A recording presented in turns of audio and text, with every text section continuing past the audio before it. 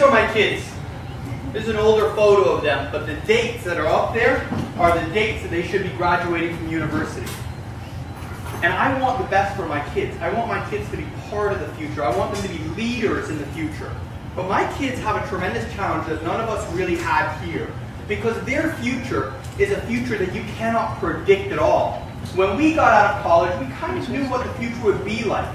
But change now happens like these rapid waves of change. They say now a business model has 18 months of life before you need to change it. That the future is here in 2 years. So my kids are going to enter a future that we can't even predict. They're going to have to solve problems that we don't even know are problems using technology that we haven't even invented yet. So for my kids, the future is kind of now. So how do I prepare my kids for that kind of future? This chaotic future, where innovation is the only thing they'll be able to bank on. My kids need to be prepared for a world of utter chaos. Even the president knows it. The president said in the State of the Union, and I paraphrase here, in America, innovation is how we make our living. If we want to win the future, then we also have to win the race to educate our kids. Change the word America for Puerto Rico, and it is still true. And if my kids want to live in Puerto Rico, they're going to have to be more like these people. What do all these people have in common? They were all innovators. You want to know what else they all have in common? They sucked in school. They didn't suck in school because they were stupid. They sucked in school because school sucked. Right? These people changed the world. They did great in life. But they had to go through this. Traditional education. An education system that was made for the industrial age. And that has not transformed in about 100 years. It's a system that teaches kids not to innovate. Not to take risks. Not to question things. It teaches kids to be good little test takers. It teaches them to take orders. It teaches them to do what they're told. But in the future, that's not going to be where the jobs are. The jobs are going to be for people who question, who create new ideas, who challenge things, and who take risks.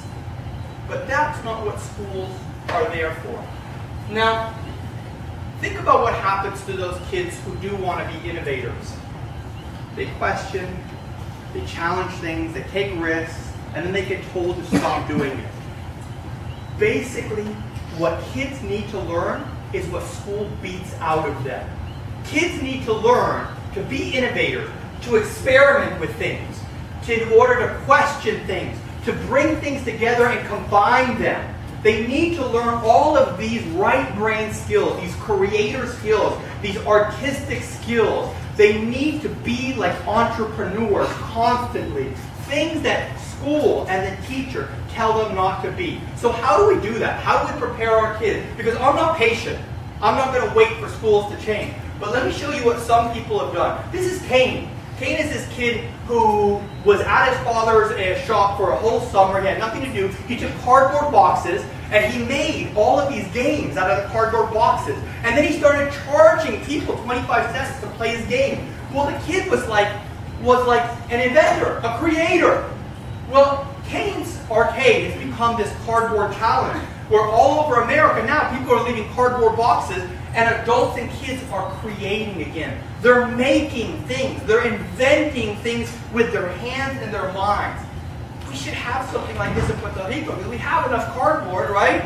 All the time. This is the Maker Faire. The Maker Faire is a fair of people who like DIY, do it yourself. And the Maker Faire brings people together and says, make cool stuff and show it to other people who love cool stuff. And they're inviting kids to once again get off the video game and try something, do something, use electronics, solder things together. But could we have this in Puerto Rico? We have all these engineers. And we have all these kids who could be incredible engineers if we just expose them to the mass creativity of putting things together and creating things out of your mind and materialize them in a physical way. There's also someone who created this game called Little Bits. Little Bits is like a Lego set for people who like electronics. And they're color-coded. And you give it to a kid and the kids learn really quickly. Green, go with blue, and that makes a circuit. If you add the pink one, you have a sensor. And kids are starting to build and create all these little electronic devices, electronic piggy banks, Because they have that. Well, we have ideas that come from that. An idea we have is a future fair. Why don't we invite kids to invent the future? Tell them, take a problem like water. How will we deliver water in 30 years? Create the science fiction idea, but then back it up and tell me what we'd have to invent between now and then to get there.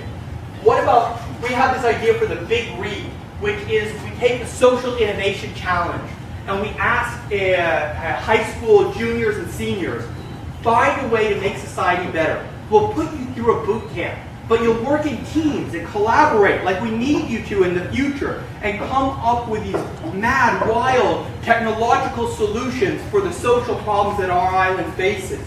And this is another one we have, Elefante Astronauta, to bring to 4th, 5th, 6th, and 7th graders an after-school program where they learn all of these skills of inventors, where they learn to make and collaborate and imagine and say the big idea without worrying how other people will evaluate it. And we think about bringing that through teachers who need work in Puerto Rico to private schools, but then take the money and pay people to go for free to public schools to teach our kids to be inventors again. And we imagine them creating things like this, Rube Goldberg devices, where they have to work together and where any possibility is there. But these are the destresses, these are the skill sets that kids need to learn, that if we're not going to teach it to them in school, we need to start teaching them now. This is a prototype we did at Gascado School down the street where my kids would go, where we had kids do a brainstorming, and they took to it naturally because it's inside of them to be creators, to share their ideas, to write them up.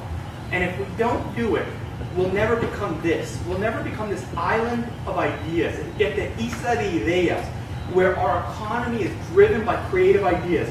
But if we build the kids for it, we'll have that economy in the future. Thank you very much.